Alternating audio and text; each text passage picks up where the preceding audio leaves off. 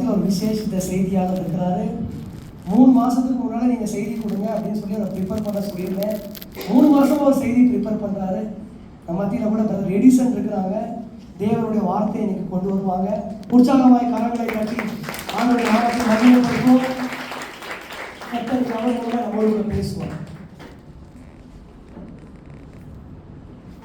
ஆண்டவருடைய நாமம் மாத்திரம் மகிமைப்படட்டும். இந்த எளியவனையும் ஆண்டவருடைய வார்த்தையை பேசுவதற்கு அழைத்த ஆண்டவருக்கு நான் என் நன்றிகளை ஏறெடுக்கிறேன். ஆண்டவருக்கு நன்றிகளை செலுத்துகிறேன், சோஸ்திரங்களை ஏறெடுக்கிறேன். அதே போல இந்த சபைக்கும் பாஸ்டருக்கும் லீடர்ஸ்க்கும் என்னோட நன்றிகளை தெரிவித்துக் கொள்கிறேன். இந்த வாய்ப்பு ஒரு பெரிய வாய்ப்பு. இதற்காக நான் ஜெபித்து நான் வந்திருக்கிறேன். இந்த நேரத்திலும் என்னை சிறு வயதிலிருந்து பேசுவதற்கு உற்சாகப்படுத்திய எனது தந்தையையும் கூட பிறந்த அண்ணன்மார்களையும் நான் நினைக்கிறேன். ஆண்டவருக்கு நன்றி செலுத்துகிறேன். இந்த நாளிலும் சபையாகிய உங்களோடு சேர்ந்து ஆண்டவருடைய வார்த்தையை தியானிப்பதற்கு நான் மிகவும் எதிர்பார்ப்போடு இருக்கிறேன். இதற்கு நான் அடிப்படையாக எடுத்துக்கொண்ட வசனமானது யோவான் 3:30. யோவான் 3வது அதிகாரம் 30வது வசனம்.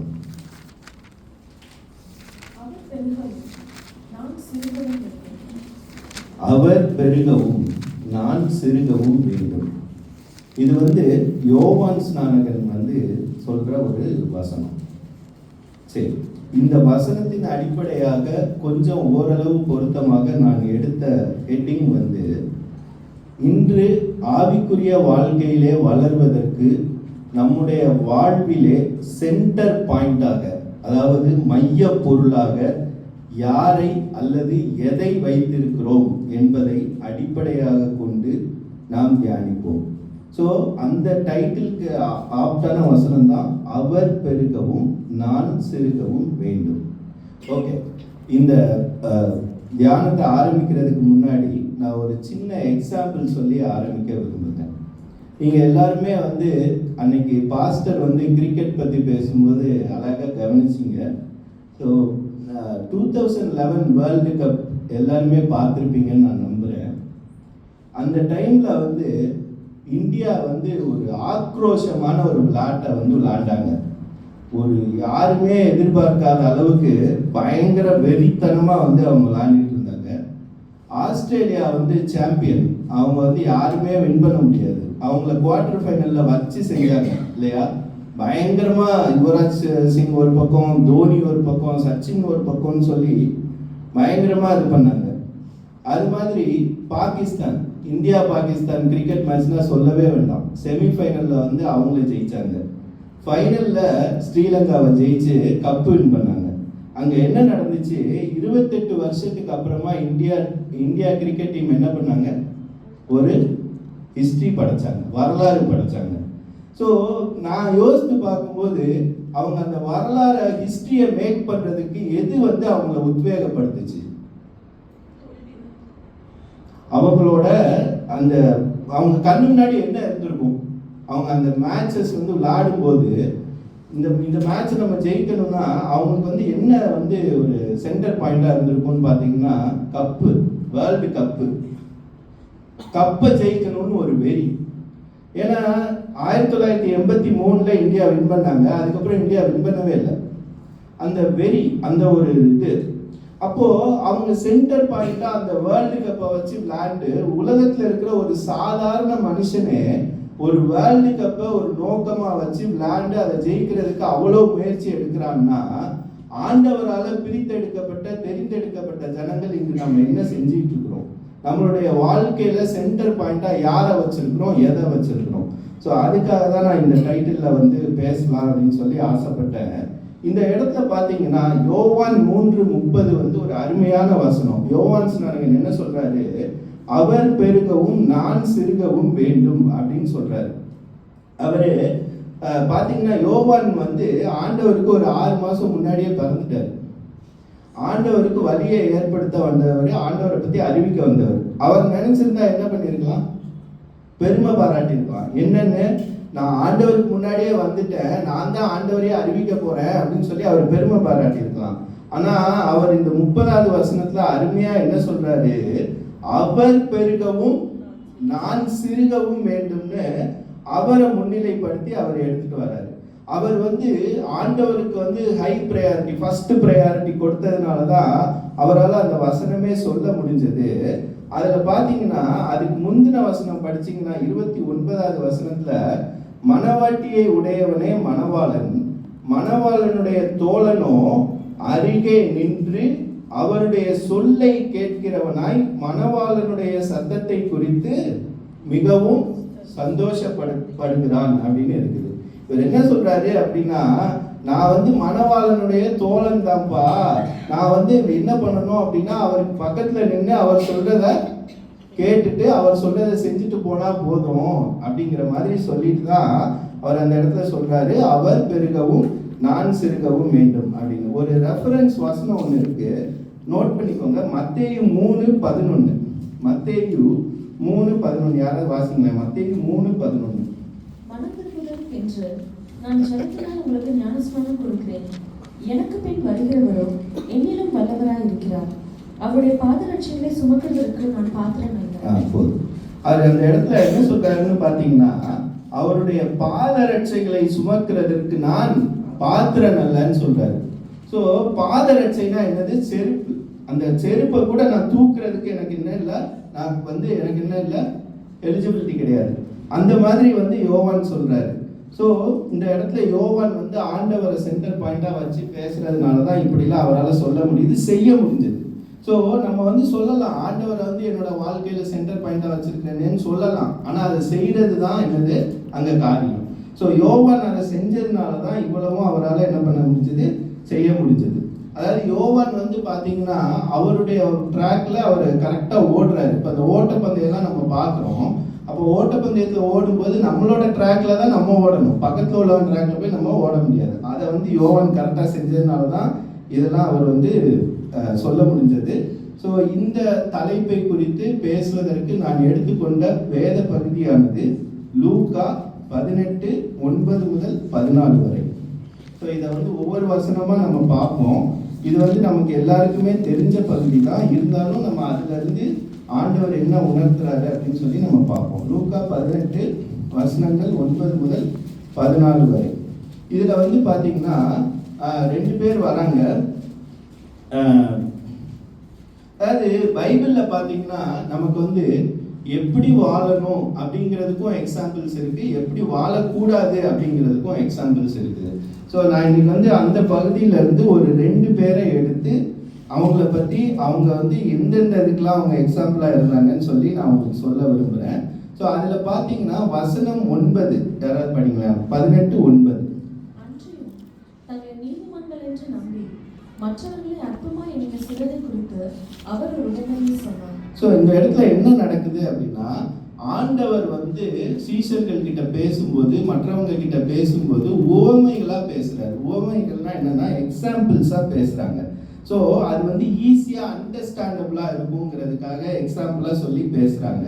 ஸோ இந்த இடத்துல 2 பேரை பத்தி சொல்றாரு. ஒன்று நீதிமான்கள் என்று நம்பி, அது ஒரு குரூப்.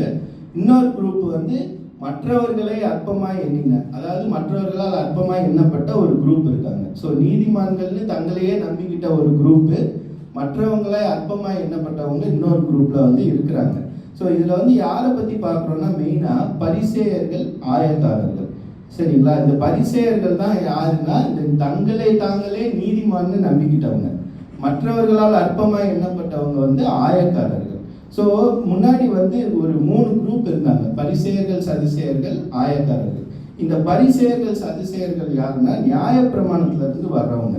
அவங்க என்ன பண்ணுவாங்கன்னா ரிலீஜியஸ் லீடர்ஸ், மத தலைவர்கள். அதாவது நாங்கள் காலகாலமாக எங்களை மாதிரி யாருமே இல்லைன்னு நினைக்கிறவங்க.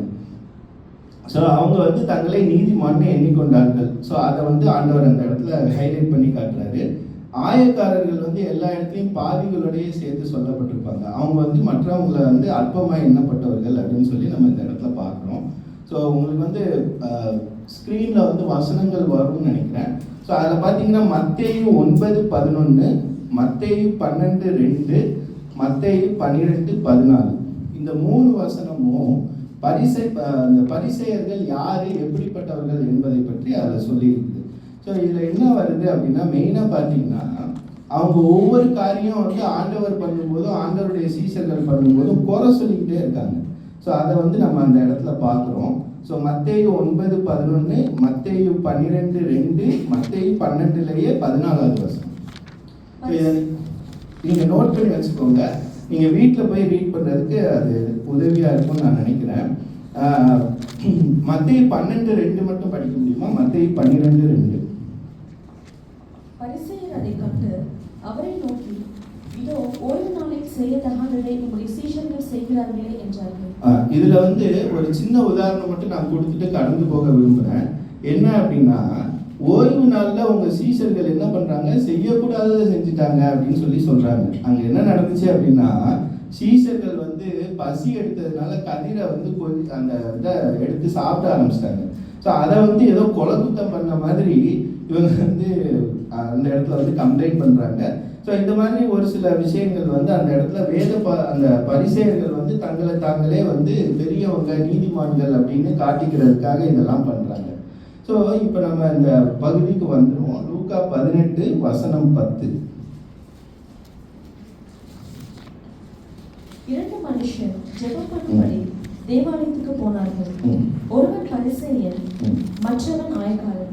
சரி, இந்த பரிசேயன் வந்து இப்ப எங்க போறாங்க? பரிசேயனும் ஆயக்காரனும் எங்க போறாங்க அப்படின்னா, சர்ச்சுக்கு ஜெபம் பண்றதுக்காக போயிட்டு இருக்காங்க. ஓகே, ஜெபம் பண்ற பிரேயர் பண்றதுக்காக போறாங்க. வசனம் 11 படிக்க முடியுமா? பரிசேயன் நின்று, தேவனே, நான் பரிகாரர், அநியாயக்காரர், விபச்சாரக்காரர் ஆகிய மற்ற மனுஷரை போலவும் இந்த ஆயக்காரனை போலவும் இராததினால் உம்மை ஸ்தோத்திரிக்கிறேன். ஸோ ஃபர்ஸ்ட் நம்ம பார்க்கறது வந்து பரிசேயனுடைய ஜெபம். இந்த பரிசேயன் வந்து ஜெபம் பண்ணும்போது என்ன சொல்றான்? தேவனே, நான் பரிகாரர், அநியாயக்காரர், விபச்சாரக்காரர் ஆகிய மற்ற மனுஷரை போலவும் இந்த ஆயக்காரனை போலவும் இராததினால் உம்மை சோஸ்தரிக்கிறேன்னு சொல்றான். இந்த இடத்துல நான் என்ன சொல்ல வரேன் அப்படின்னா, இந்த பரிசேயன் வந்து தன்னைத்தானே முன்னிலைப்படுத்தலாம். சுயநலம் வந்து அவனுக்கு வருது. அந்த தன்னலம், சுயநலமா இருக்கிறது, செல்ஃபிஷ் வந்து அவன் வாழ்க்கையில வர்றதை நம்ம பார்க்கிறோம். இதுல 2 தீமோத்தேயு 3வது அதிகாரம் 2வது வசனம். அதுல பாத்தீங்கன்னா, இப்ப நம்ம வந்து இந்த காலத்துக்கு ஏற்ற மாதிரி வந்து நம்ம பார்க்கணும். அந்த சுயநலம் வந்து எப்படி வந்து நம்ம அட்டாக் பண்ணது நம்ம பார்க்கணும். 2 தீமோத்தேயு 3:2. மனுஷர்கள் தற்பெரியராயும் ஸோ மனுஷர்கள் அது வந்து அது ஒரு பெரிய லிஸ்டே இருக்கு. அது ஒரு 2-3 வசனத்துக்கு வந்து கண்டினியூஸாக போகும். நீங்கள் அதை பார்த்தீங்கன்னா புரியும். பட் வந்து அதில் ஃபர்ஸ்டாகவே என்ன வருது? மனுஷர் எப்படி இருக்காங்கன்னா செல்ஃபிஷாக இருக்காங்க, தற்பெரியராக இருக்கிறாங்கன்னு சொல்லி வருது. ஸோ இந்த பரிசேயனும் அதே தான் இங்கே இந்த இடத்துல பண்ணுறான். லூக்கா 18 அந்த 11வது வசனத்தில் அவன் பண்ணுறான். ஸோ இப்படி அவன் வந்து தன்னைத்தானே முன்னிலைப்படுத்தி ஒரு செல்ஃபிஷாக இருக்கும்போது என்ன வந்துடுது? அதோட பலனா என்ன வருது அப்படின்னா, வீண் பெருமை தாங்க வருது. வீண் பெருமை தான் வருது. அந்த வீண் பெருமை எப்படி எதனால வந்துச்சுன்னு நான் சொல்கிறேன். ஒரு 2 பாயிண்ட் நீங்கள் பார்த்தீங்கன்னா தெரியும். அதில் பாருங்க, 11வது வசனம் திருப்பி ஒரு தடவை படிங்க. ஆனால் வந்து 2 பகுதியாக படிங்க.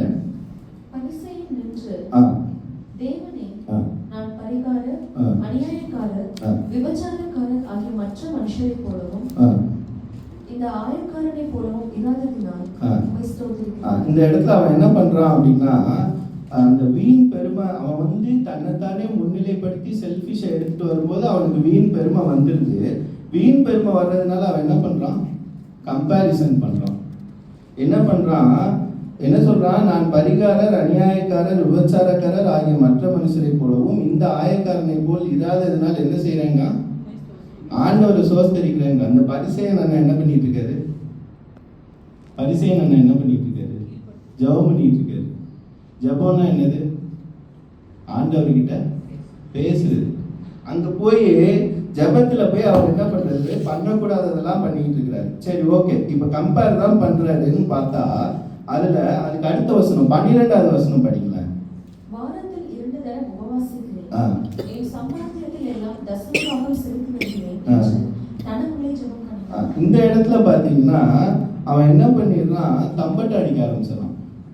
ஃபஸ்ட்டு மற்றவங்களோட தன்னை கம்பேர் பண்ணி தான் தான் பெரிய ஆளுன்னு சொல்லிக்கிட்டான். இந்த 12வது வசனத்தில் என்ன பண்ணுறாரு? தம்பட்டை அடிக்க ஆரம்பிச்சிடுறாரு. தம்பட்டைன்னா என்னது? ஷோ ஆஃப் பண்ணுறது. நான் இதெல்லாம் பண்ணுறேன் அப்படின்னு யார்கிட்ட போய் பேசிகிட்டு இருக்கிறாரு? ஆண்டவர்கிட்டே போய் சொல்லிட்டு இருக்காரு. அப்படின்னா ஒரு எவ்வளோ பெரிய வீண் பெருமை இருந்தால் அவர் அப்படி போய் சொல்லுவாருன்னு பாருங்க. வாரத்தில் 2 தரம் உபவாசிக்கிறேன், என் சம்பாத்தியத்தெல்லாம் தசம பாகம் செலுத்தி வருகிறேன் என்று தனக்குள்ளே ஜெபம் பண்ணினாங்க. ஸோ நம்ம வாழ்க்கையில் நம்ம இன்னைக்கு யோசித்து பார்க்கணுங்க. நீங்களும் நானும் நம்மளுடைய வாழ்க்கையில் சென்டர் பாயிண்ட்டாக நம்மளே முன்னிறுத்திட்டோம்னா கண்டிப்பாக அந்த வீண் அதை நான் பெருமைன்னு சொல்ல மாட்டேன், வீண் பெருமை அது ஒன்றத்துக்கு ஆகாது, அதுதான் நிற்கும். அதனால என்ன ஆயிரும்? நம்ம மற்றவங்களோட கம்பேர் பண்ண ஆரம்பிச்சிருவோம், நம்ம ஷோ ஆஃப் பண்ண ஆரம்பிச்சிருவோம். ஓகே, ஸோ இப்போ இந்த 2 காரியமும், அதாவது மற்றவங்களோட கம்பேர் பண்ணுறதும் தம்பட்டம் அடிக்கிற ஷோ ஆஃப் பண்ணுறதும் பண்ணக்கூடாதுன்னா அப்போ ஜபத்தில் என்ன பண்ணணும்? ஒரு 4 காரியம் பண்ணணுங்க. முதல்ல ஆண்டவரை துதித்து சோஸ்தரித்து நம்மளே ஒப்பு கொடுக்கணும். அதுதான் நம்ம ஜபத்தில் ஃபஸ்ட்டு பண்ண வேண்டியது. 2வது பண்ண வேண்டியது ஜபத்தில் பாவ மன்னிப்பு நிச்சயத்தை நம்ம பெற்றுக்கொள்ளணும். பாவ மன்னிப்பை நம்ம பெற்றுக்கொள்ளணும், அது ரொம்ப முக்கியம். அடுத்து 3வது தான் இந்த கான்வர்சேஷன் வருது. இதை கான்வர்சேஷன் தான் நான் சொல்வேன், உரையாடல். அதாவது நம்ம விண்ணப்பங்களை வச்சுட்டு அப்படியே எஞ்சி போயிடக்கூடாது. ஆண்டவர் என்ன பேசுகிறாருன்னு நம்ம கவனித்து அதுக்கு நம்ம செவி சாய்க்கணும். ஸோ அதுதான் அந்த கான்வர்சேஷன்ங்கிறது 2 பேர் பேசுகிறது, உரையாடல். ஸோ அதை நம்ம பண்ணணும். அடுத்து கடைசியாக நம்ம நன்றி சொல்லி துதித்து சோஸ்திர பலிகளை எடுத்து நம்ம ஜபத்தை முடிக்கணும். ஸோ இதுதான் நம்ம ஜபத்தில் பண்ண வேண்டியது. அப்போ பண்ணக்கூடாதது என்னது? மற்றவங்களோட போய் நம்ம இவரை மாதிரி கம்பேர் பண்ணவோ ஷோ ஆஃப் பண்ணவோ பண்ணக்கூடாது. ஓகே, இப்போ அடுத்ததாக நம்ம அடுத்த கேரக்டரை பற்றி பார்ப்போம். ஸோ இது எப்படி வாழ வேண்டும் அப்படிங்கிறதுக்கு ஒரு உதாரணம். இதில் ஆயக்காரன். ஸோ இதில் 2வது யார்? ஆயக்காரன். ஸோ 10வது வசனம் படிச்சிங்கன்னா கடைசியில் மற்றவன் ஆயக்காரன். ஆயக்காரன்னா என்ன? Tax collector. டேக்ஸை கலெக்ட் பண்ணுறவங்க. ஸோ நம்ம மத்தேயு, சகேயு அவங்களாம் டேக்ஸ் கலெக்டராக இருந்தாங்க. ஸோ நம்ம இப்போ ஃபினான்ஷியல் மினிஸ்டர் நிர்மலா சீதாராமன்லாம் இருக்காங்களா, அந்த மாதிரி ஒரு பொசிஷன் அது. ஸோ இதுலேயும் ஒரு 3 வசனம் இருக்குது. மத்தேயு 9:10, லூக்கா 7:29, லூக்கா 15:1. இதை நீங்கள் நோட் பண்ணிக்கோங்க. ஸோ இது ஆயக்காரர்களை பற்றி ஒரு இன்ட்ரொடக்ஷன். இதை நீங்கள் வீட்டில் போய் படித்து பார்க்கலாம்.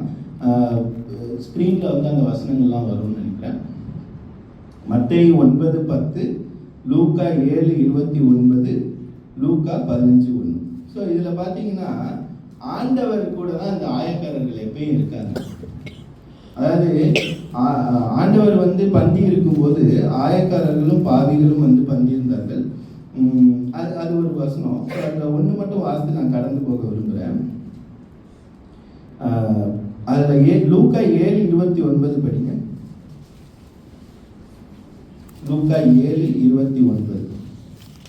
யோவானுடைய உபதேசத்தை கேட்ட ஆயக்காரர் முதலான சகல ஜனங்களும் அவனால ஞானஸ்நானம் பெற்று தேவன் நீதிபரர் என்று அறிக்கையிட்டார்கள். இவங்க எல்லாம் எப்படி இருக்காங்கன்னா தேவன் நீதிபரர் அப்படின்னு அறிக்கை இருக்கிற ஒரு குரூப்பா இருக்காங்க. இன்னும் முடிஞ்சா மட்டும் லூக்கா 15:1 படிங்க. லூக்கா 15:1. சகல ஆயக்காரர்களும் பாவிகளும் அவருடைய வசனங்களை கேட்கும்படி அவரிடத்தில் வந்து சேர்ந்தார்கள். ஆயக்காரர்கள் டாக்ஸ் கலெக்டர்ஸ் இவங்க என்ன பண்றாங்க அப்படின்னா பாவிகளோட சேர்த்து சொல்லப்படுறாங்க. பட் ஸ்டில் அவங்க ஆண்டவருடைய வசனத்தை கேட்கும்படி அவரிடத்தில் வந்து சேர்ந்தார்கள். அவர்கள் எப்பயும் ஆண்டவருடைய வசனத்தை கேட்பதற்கு ரெடியா இருக்கிறவங்க தான் நம்ம அவங்கள பார்க்கணும். சரி, இப்போ லூக்கா 18க்கு வந்துடுவோம். இதில் ஆயக்காரன் தன்னுடைய வாழ்வில கருப்பொருளா யாரை வச்சாருன்னு பார்க்கலாம். வசனம் 13. ஆயக்காரன் தூரத்திலே நின்று தன் கண்களையும் வானத்துக்கு ஏறெடுக்க துணியாமல் தன் மார்பிலை அடித்துக் கொண்டு தேவனே பாவியாக என் மேல் கிருபையாய் இரும் என்றான். இதுல நிறைய விஷயம் அதுல கொடுத்துருக்குது. நம்ம ஒன்னொன்னா போவோம். இந்த ஆயக்காரன்கிறது எப்படி வாழணும் அப்படிங்கிறதுக்கு ஒரு பெரிய எக்ஸாம்பிள். இந்த இடத்துல அவர் என்ன பண்றாரு? யாரை முன்னிலைப்படுத்துறாரு? ஆண்டவரை தன்னுடைய வாழ்விலே முன்னிலைப்படுத்துறாரு. ஆண்டவரை தன்னுடைய வாழ்வின் சென்ட்ரல் பாயிண்டாக அவர் வைக்கிறார். ஸோ அதனால அவருக்கு என்ன வருது அப்படின்னா மனத்தாழ்மை வருது. மனத்தாழ்மை வருது. ஸோ இது வந்து ஹம்பிள்னஸ் வந்து இன்னைக்கு ரொம்ப முக்கியமானதாக நமக்கு வந்து ஒரு இந்த இப்போ உள்ள காலத்துக்கு தேவையானதாக அது இருக்குதுன்னு நான் உணர்றேன். சரி, ஓகே. இப்போ இந்த மனத்தாழ்மையிலேருந்து என்னெல்லாம் கிடைக்குதுன்னு பார்ப்போம். வீண் பெருமை வந்துச்சு, சுயநலத்தை வைக்கும்போது வீண் பெருமை வந்துருச்சு. வீண் பெருமை வரும்போது கம்பேர் பண்ணாங்க, ஷோ ஆஃப் பண்ணாங்க. அப்படிலாம் நம்ம வாழக்கூடாது. இப்போ மனத்தாழ்மை வந்து ஆண்டவரை சென்டர் பாயிண்டாக வைக்கும்போது வருது. அந்த மனத்தாழ்மையிலேருந்து நமக்கு என்ன பலன் வருதுன்னு பார்ப்போம். இப்படி தான் நம்ம வாழணும். அதில் பார்த்தீங்கன்னா 13வது வசனம் ஸ்டார்ட் பண்ணும்போதே அது ரொம்ப அருமையாக இருக்கும். ஆயக்காரன் எங்கே நிற்கானா? தூரத்தில் நிற்காம நின்றுட்டு என்ன பண்ணுறான்? தன் கண்களையும் வானத்துக்கு ஏறெடுக்க துணியாமல். அவனுக்கு வந்து தன்னோட கண்ணையுமே வானத்துக்கு ஏறெடுத்து பார்க்கவே அவனுக்கு எப்படி இருக்கு? ரொம்ப வெக்கமாக இருக்கு அவனுக்கு. ஸோ அது வந்து ரொம்ப முக்கியமான விஷயம் ஜெபம் பண்ணும்போது. அப்போது அதுக்கடுத்து பார்க்குறோம், தன் மார்பிலே அடித்து கொண்டு, அதில் தான் ஒரு முக்கியமான வேர்டு இருக்குது, தேவனே பாவியாகிய என்மேல் கிருபையாயிரும் என்றான். அவன் இங்கே என்ன பண்ணுறான்? முதல்ல வானத்துக்கு ஏறெடுக்க தயங்குறான், தூரத்தில் நிற்கிறான், மார்பில் அடிச்சுக்கிறான். இதெல்லாம் வந்து நம்ம எதா பண்ணுறது. கடைசியாக என்ன பண்ணுறான்? தன்னை வந்து தாழ்த்துறான். அதுக்கு மேலே முக்கியமாக என்ன பண்ணுறான்? தான் பாவின்னு ஒத்துக்கிறான். இந்த சிந்தனை வந்து இன்னைக்கு நமக்கு வேணுங்க. ஸோ இதில் பார்த்தீங்கன்னா ஒரு வசனம் படிங்க, யாக்கோபு 4:6.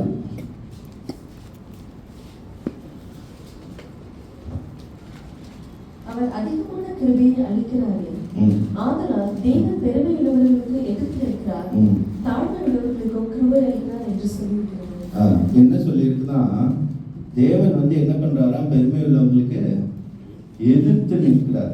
ஆனா தாழ்மை உள்ளவர்களுக்கு என்ன பண்றாரு? கிருபை அளிக்கிறார். ஸோ இவன் அந்த ஆயக்காரன் வந்து யாருன்னா கிருபையிலிருந்து வந்தவன். ஸோ அவன் வந்து ஆண்டவருடைய கிருபையை பெற்றிருந்தான். ஸோ இதில் பார்த்தீங்கன்னா நம்ம வந்து வீண் பெருமையாக நம்ம இருந்துட்டோம் அப்படின்னா, பெருமை உள்ளவங்களுக்கு தேவன் என்ன பண்ணுறாரு? எதிர்த்து நிற்கிறார். ஆண்டவரே வந்து கீழே இறங்கி வந்து ஒரு மனுஷனுக்கு நேராக எதிர்த்து நின்னா என்ன நடக்கும்? நம்மளால ஒன்றுமே பண்ண முடியாது. அதனால நம்ம வந்து ரொம்ப வந்து தாழ்மையாக, நமக்கு வந்து மனத்தாழ்மை வந்து தேவையான ஒன்றா இருக்குது. ஸோ ஆண்டவர் வந்து என்ன சொல்றாரு? தாழ்மை உள்ளவர்களுக்கோ கிருபை இருக்கிறார். ஸோ இந்த இடத்துல வந்து இது இது இது ஒரு பக்கம் இருக்கட்டும். தான் பாவிங்கிறத அந்த ஆயக்காரன் வந்து ஒத்துக்கிட்டான். இப்போ நம்ம வந்து ஒரு 2 உதாரணம் மட்டும் குயிக்காக பார்த்து முடிச்சிடலாம். ஸோ இதில் வந்து நம்ம மோசேயோட தாழ்மையை யாத்திராகமத்தில் பார்க்குறோம். யாத்திராகமம் 32வது அதிகாரம் போங்களேன். யாத்திராகமம் 32. அதில் வந்து 31, 32. அப்படியே மோசே கர்த்தரிடத்திற்கு திரும்பி போய், ஐயோ, இந்த ஜனங்கள் பொன்னினால் தங்களுக்கு தெய்வங்களை உண்டாக்கி மகா பெரிய பாவம் செய்திருக்கிறார்கள்.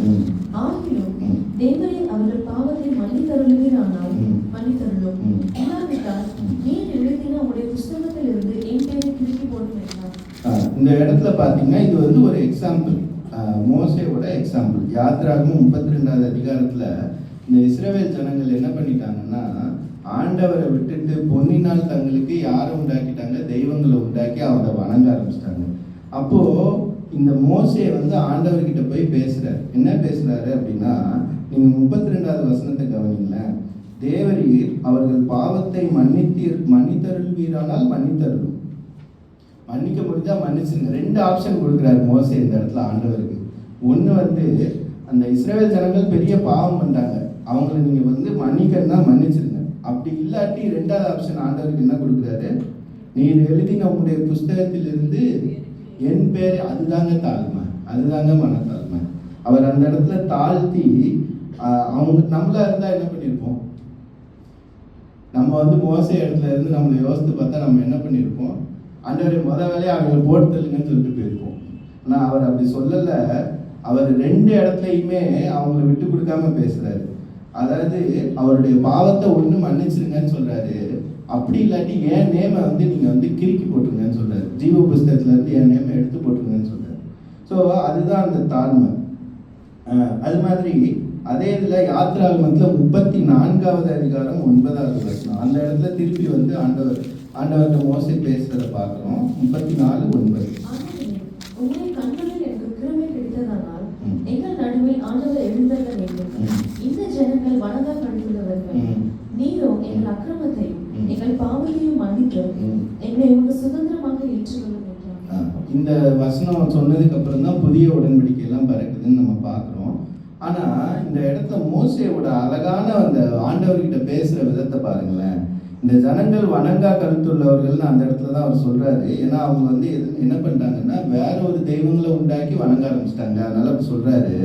நான் அதுக்கப்புறம் பாருங்க, நீரோ எங்கள் அக்கிரமத்தையும் எங்கள் பாவத்தையும் மன்னித்து எங்களை உமக்கு சுதந்திரமாக ஏற்றுக்கொள்ளும் என்றான். இல்லை, அவன் என்ன சொல்ல வரான், அவன் பாவமே பண்ணலை. மோசே ஆண்டவர்கிட்ட இருக்கும்போது அவங்க அங்கே பண்ணிட்டாங்க. ஆனால் இந்த மோசே என்ன சொல்றாரு, தண்ணியை அதில் சேர்த்துக்கிறாரு. எங்களை அப்படின்னு சொல்லி அவர் இன்வால்வ் பண்ணிக்கிறார். ஸோ இந்த மாதிரி தாழ்மை வந்து நமக்கு வேணும். இது வந்து மோசேயோட தாழ்மைன்னு சொல்லி நம்ம பார்க்குறோம்.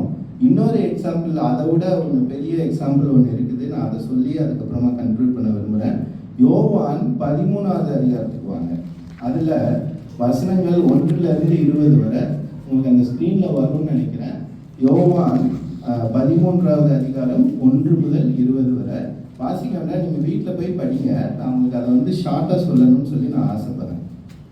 இதில் பார்த்தீங்கன்னா இந்த யோவான் 13வது அதிகாரத்தில் நமக்கு எப்படிப்பட்ட ஒரு அழகான ஆண்டவர் இருக்கிறாருங்கிறது வந்து நமக்கு தெரியும். இதை நீங்கள் வீட்டில் போய் படித்து பார்த்தீங்கன்னா நம்ம எவ்வளோ கொடுத்து வச்சவங்கன்னு தெரியும். ஸோ இது வந்து ஆண்டவர் வந்து அங்கே என்ன பண்ணுறாரு அப்படின்னா, வசனம் 1ல் பார்த்தீங்கன்னா, இவ்வுலகத்தை விட்டு பிதாவினிடத்திற்கு போகும்படியான தம்முடைய வேலை வந்ததென்று அறிந்து, அதாவது ஆண்டவராகிய இயேசு கிறிஸ்துவுக்கு வந்து தெரிஞ்சிருச்சு நம்ம வந்து பிதாவினிடத்துல போக போகிறோம் அப்படின்னு சொல்லி அந்த ஃபைனல் இதில் இருக்கிறாங்க. ஸோ அது வந்து அவங்களுக்கு தெரிஞ்சிருச்சு. வசனம் 3 படிச்சிங்கன்னா, தாம் தேவனிடத்திலிருந்து வந்ததையும் தேவனிடத்திற்கு போகிறதையும் இயேசு அறிந்து, அந்த இடத்துல அவர் அறிஞ்சுக்கிட்டார், அதை வந்து தெரிஞ்சுக்கிறாரு. அதுக்கப்புறம் வசனம் 4ல் பார்த்தீங்கன்னா, வசனம் 4 படிங்களேன். போஜனத்தை விட்டு எழுந்து வஸ்திரங்களை கழற்றி வைத்து ஒரு சீலையை எடுத்து அறையிலே கட்டிக்கொண்டு. இதுல என்ன பண்றாரு ஆண்டவர்? இப்ப யார் இதை பண்றா? இயேசு கிறிஸ்து பண்றாரு. என்ன பண்றாரு? அவர் வந்து என்ன பண்றாரா, போஜனத்துல இருந்து எந்திரிச்சிட்டாராம். எந்திரிச்சு வஸ்திரங்களை கழற்றி வைத்து ஒரு சீலையை எடுத்து அறையிலே கட்டி கொண்டு, அறையிலே கட்டி கொண்டுனா இடுப்பில் கட்டிக்கிறாரு. அதாவது நம்ம இந்த கிராமத்துலலாம் பார்ப்போம் இல்லையா, தோலில் துண்டு போட்டிருப்பாங்க, டப்புன்னு இப்போ தலைவர் வரவும் எடுத்து. ஆனால் இங்கே என்ன நடக்குது, தலைவரே வந்து எடுத்து கட்டுறாரு, ஆண்டவரே எடுத்து கட்டுறாரு. என்ன பண்ணுறாரு, இந்த சீலைங்கிறது வந்து என்னென்னா அந்த காலத்தில் வந்து அடிமைகள் கட்டுற ஒரு இது. ஸோ அதை வந்து ரெப்ரசன்ட் பண்ணுறதுக்காக அங்கே பண்ணுறாரு. அது ஏன் அவர் அப்படி பண்ணுறாருன்னா, 5வது வசனம் பாருங்களேன். 5வது வசனம். பின்பு பாத்திரத்தில் தண்ணீர் வார்த்து சீஷனுடைய கால்களை கழுவவும் தாம் கட்டிக்கொண்டிருந்த சீலையினால் அதை துடைக்கவும் தொடங்கினார். இது என்ன பண்றாரு ஆண்டவர்? சீஷர்களுடைய காலை போய் என்ன பண்றாரு? கழுவுறாரு. ஸோ இந்த மாதிரி ஆண்டவர்லாம் நமக்கு எங்கேயும் கிடைக்க மாட்டாருங்க. இங்க வந்து நம்ம வணங்குற ஆண்டவர் வந்து அவ்வளோ பெரிய ஆண்டவர், தாழ்மை உள்ள ஆண்டவர். ஸோ இதில் வந்து நம்ம என்ன பார்க்குறோம் அப்படின்னா, இப்போ உள்ள லீடர்ஷிப்புக்கும் ஆண்டவருடைய லீடர்ஷிப்புக்கும் ஒரு பெரிய டிஃப்ரென்ஸ் இருக்குதுன்னு பார்க்குறோம். ஆண்டவர் என்ன பண்ணுறாரு? தாழ்மையாக தன்னுடைய சீஷர்களுடைய காலை போய் கழுவி துடைக்க ஆரம்பிக்கிறார். ஆனால் இப்போ உள்ள லீடர்ஸ் நீங்கள் யோசித்து பாருங்களேன், யோசித்து பார்க்கவே முடியாது, அவ்வளோ கேவலமாக இருக்கும். சரிங்களா? ஸோ நம்ம வந்து தாழ்மை வந்து நம்ம மனசில் இருந்துச்சுன்னா தான், நம்ம ஆண்டவரை முன்னிலைப்படுத்தினா தான் இதெல்லாம் பண்ண முடியும். ஸோ அந்த இடத்துல நான் ஒரு பாயிண்ட் சொல்ல விரும்புகிறேன். அதுவும் முக்கியமாக இப்போ உள்ள இளைஞர்களுக்கும் சிறுவர்களுக்கும் நான் சொல்ல விரும்புகிறது என்னென்னா, ரோல் மாடல் ரொம்ப முக்கியம். ரோல் மாடல் ரொம்ப முக்கியம். நம்ம யாரை வந்து ரோல் மாடலாக எடுக்கிறோம் அப்படிங்கிறது முக்கியம். நம்ம வந்து இயேசு கிறிஸ்துவை மட்டும்தாங்க ரோல் மாடலாக வச்சு வாழ முடியும்.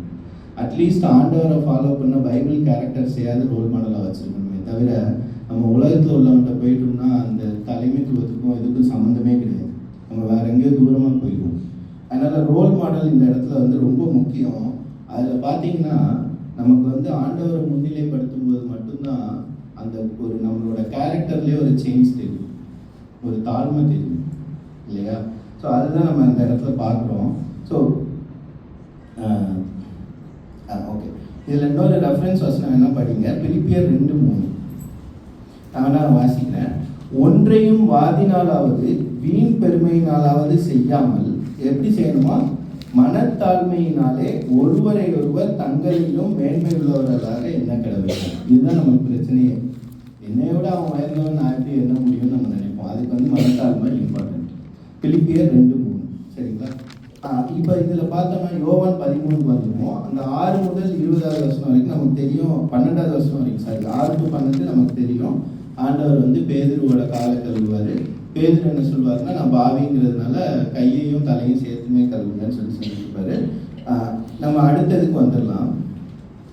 அதில் 14வது வசனம் 15வது வசனம் படிக்கலாம். ஆண்டவரும் போதகருமாகிய நானே உங்கள் கால்களை கழுவினதுண்டானால் நீங்களும் ஒருவருடைய கால்களை ஒருவர் கழுவ கடவீர்கள். நான் உங்களுக்கு செய்தது போல நீங்களும் செய்யும்படி உங்களுக்கு மாதிரியை காண்பித்தேன். என்ன காமிச்சாரா? மாதிரி, ரோல் மாடல். ஸோ ஆண்டவரே வந்து இங்கே ஒரு ரோல் மாடல் செட் பண்ணுறாரு. அது எப்படி செட் பண்ணுறாருன்னா, அவருக்கு மனத்தாழ்மை இருந்ததுனால மட்டும்தான் அவர் செட் பண்ண முடியுது. அவர் சொல்றாரு, நான் உங்களுக்கு செய்தது போல நீங்களும் செய்யும்படி உங்களுக்கு மாதிரியை காண்பித்தேன் அப்படின்னு சொல்றாரு. அதனால நம்ம வந்து ஆண்டவரே வந்து ரொம்ப மனத்தாழ்மையா இருந்ததுனால நம்மளும் ஆண்டவரை முன்னிலைப்படுத்தி அவரை ரோல் மாடலை எடுத்து மனத்தாழ்மையா இருந்தா மட்டும்தான் நம்ம வந்து எப்படி இருப்போம் அப்படின்னா, 17வது வருஷம் அதே இதில் படிங்க. யோவான் 13:17. நீங்கள் இவைகளை அறிந்திருக்கிறபடியால் இவைகளை செய்வீர்களானால் பாக்கியவான்களாய் இருப்பீர்கள். இப்போ என்ன ஆயிடுச்சு, அவங்களுக்கு என்ன ஆயிடுச்சு, சீசர்களுக்கு தெரிஞ்சிருச்சு நம்ம ஆண்டவர் எப்படின்னு. நமக்கு என்ன ஆயிடுச்சு, தெரிஞ்சிருச்சு. அப்போ நம்ம என்ன பண்ணணும், தெரிஞ்சதுனால என்ன பண்ணணுமா, இவைகளை செய்யணும் அப்படின்னு ஆண்டவர் சொல்றாரு. அப்படி செஞ்சா எப்படி இருப்போம், பாக்கியவான்களாக இருப்போம். ஓகே, இப்போ திருப்பி இந்த லூக்கா 18:13 வந்துருவோம். அந்த 18வது அதிகாரத்தில் 13வது வசனம் படிங்க. ஆயக்காரன் தூரத்திலே நின்று தன் கண்களையும் வானத்துக்கு ஏறெடுக்க துணியாமல் தன் மார்பிலை அடித்துக் கொண்டு, தேவனே பாவியாகிய என்னை கிருபையா இரும் என்றார். இப்போ இந்த ஆயக்காரன் வந்து என்ன பண்றான், தூரத்தில் நின்னா கண்களை வானத்துக்கு ஏறெடுக்க துணியாமல் மார்பிலை எடுத்துக்கொண்டு பாவின்னு ஒத்துக்கிட்டான். ஸோ இவன் வந்து ஆண்டவரை ஃபாலோ பண்ணுறதுனால தான் அவனுக்கு வந்து அந்த மனத்தாழ்மை இருந்துச்சு, அவனால் அதை வந்து செய்ய முடிஞ்சது. இப்போது இதிலேருந்து நம்ம என்ன சொல்ல வரோம் அப்படின்னா, நீங்கள் வந்து நம்ம வாழ்க்கையில் நம்மளையே முன்னிலைப்படுத்தி செல்ஃபிஷாக இருந்துட்டோம் அப்படின்னா நமக்கு வந்து வீண் பெருமை தான் வந்து சேரும். அதனால் எந்த யூஸும் கிடையாது. அது நம்ம பரிசேயன் வாழ்க்கையிலேருந்து பார்க்குறோம். அப்போ வீண் பெருமை வரும்போது என்ன ஆயிரும், நம்மளை நாமளே மற்றவங்களோட கம்பேர் பண்ண ஆரம்பிச்சிருவோம். அது மட்டும் இல்லாமல் ஷோ ஆஃப் பண்ண ஆரம்பிச்சிருவோம், தம்பட்டம் அடிக்க ஆரம்பிச்சிருவோம். ஸோ அதெல்லாம் நம்ம செய்யக்கூடாது. அடுத்து இந்த ஆயக்காரன் வந்து ஆண்டவரை முன்னிலைப்படுத்தினதுனால அவனுக்கு வந்து மனத்தாழ்மை அவனுக்கு வந்துச்சு.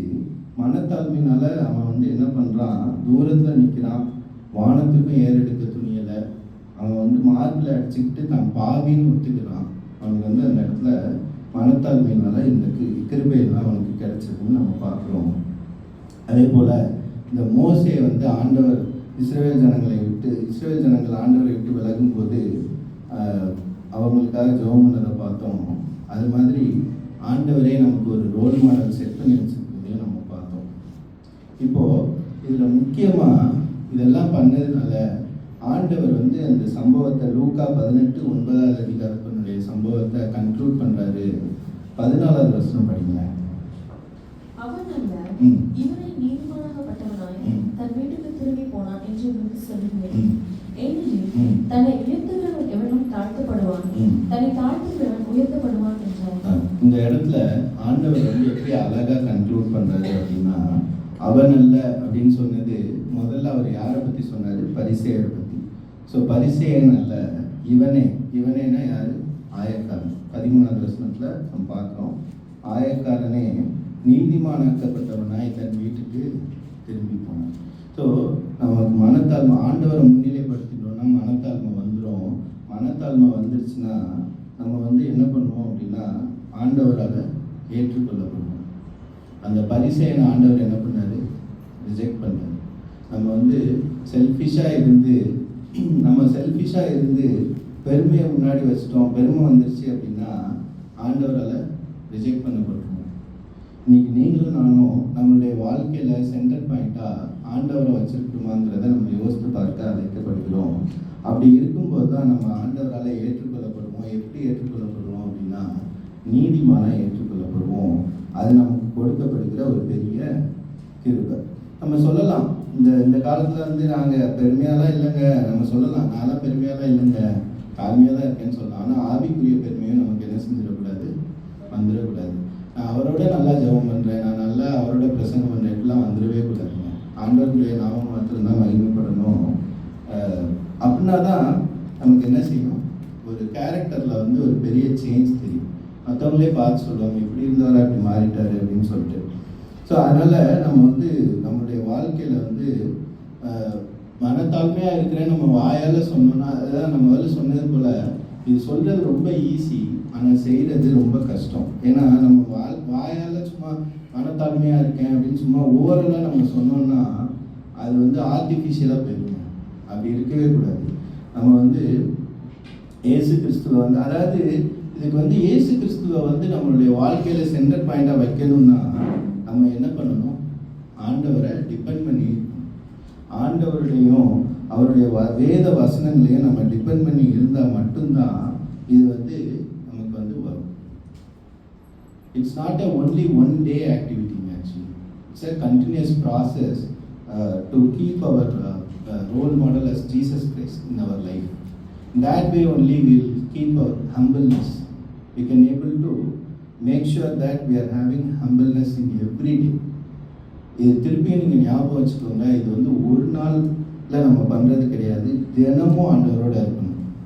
நீங்கள் சொல்லலாம், நான் இன்னைக்கு வந்து ஆண்டவரோட இருந்துட்டு அதோட அது முடிஞ்சிருச்சுன்னு இல்லைங்க, இது கண்டினியூ ஆகும். நீங்கள் தினம் அதை சோதித்து பார்க்கணும், நம்ம ஆண்டவரோட தான் இருக்கிறோமா அப்படிங்கிறத சோதித்து பார்க்கணும். அது மாதிரி நம்ம ஆண்டவரோட இருக்கும்போது பல சோதனைகள் வரலாம், நம்ம சோதனைக்குள்ளே தான் போவோம், பிரச்சனைகள் வரதான் செய்யும். ஆனால் நம்ம வந்து பிரச்சனைகளை பார்த்துட்டோம்னா நம்ம அதை வந்து மேற்கொள்ள முடியாது. நம்ம ஆண்டவரை தான் முன்னாடி நிறுத்தி விசுவாசத்தோடு போகணும். தாவீதினுடைய விசுவாசத்தினுடைய ஒரு சங்கீதத்தை மட்டும் சொல்லி நான் முடிக்க விரும்புகிறேன். சங்கீதம் 16:8 மட்டும் படிக்கிறேன். சங்கீதம் 16வது சங்கீதம் 8வது வசனம். கர்த்தரை எப்பொழுதும் எனக்கு முன்பாக வைத்திருக்கிறேன், அவரை வலது பரிசில் நிற்கிறபடியால் நான் அசைக்கப்படுவதில்லை. இந்த வசனத்தை நீங்கள் வந்து கொஞ்சம் ஸ்லோவாக படித்து பார்த்தீங்கன்னா உங்களுக்கு புரியும். கர்த்தரை எப்பொழுதும், அவர் வந்து எதை பற்றி பேசுகிறாரு, அவர் வந்து நான் ஏற்கனவே வச்சுருந்தேன் இனிமேல் வைக்க போகிறேன் அப்படின்னு சொல்லலை, எப்பொழுதும் வச்சுருக்கேன்னு சொல்கிறாரு. முன்பாக வைத்திருக்கிறேன் அப்படின்னு சொல்கிறார். அவர் வந்து எப்பயுமே என்ன செய்கிறாரோ, ஆண்டவரை தன்னுடைய வலது பாரசத்தில் வச்சிருக்கிறபடினால் என்ன சொல்கிறாரு, நான் அசைக்கப்படுவதில்லை. தாவீதுக்கு வந்து பார்த்தீங்கன்னா பல துன்பங்கள் வந்துச்சு, ஆனால் அந்த துன்பங்களின் மத்தியிலும் தான் அவர் வந்து இந்த வசனத்தை சொல்கிறார். ஆண்டவரை வந்து நான் என்னோட வலது பாரசத்தில் வைத்திருக்கிறேன், அவர் எப்பொழுதும் வந்து நான் அசைக்கப்படுவதில்லைன்னு சொல்கிறார். ஆகவே நாம் இன்றைய தினம் நம்முடைய வாழ்வின் கருப்பொருளாக தாழ்மையை ஆண்டவரை வைத்தோமானால் மனத்தாழ்மை வரும். அதனால் வரும் நன்மைகள் என்னென்னு நம்ம பார்த்தோம். நம்ம தினமும் ஆண்டவரோட நிலைத்திருந்து ஆண்டவரோடு வாழ்க்கையை வாழ்வோம். கர்த்தர் தாமே அப்படிப்பட்ட கிருபையை நமக்கு தருவாராக. ஆமென். ஹல்லேலூயா.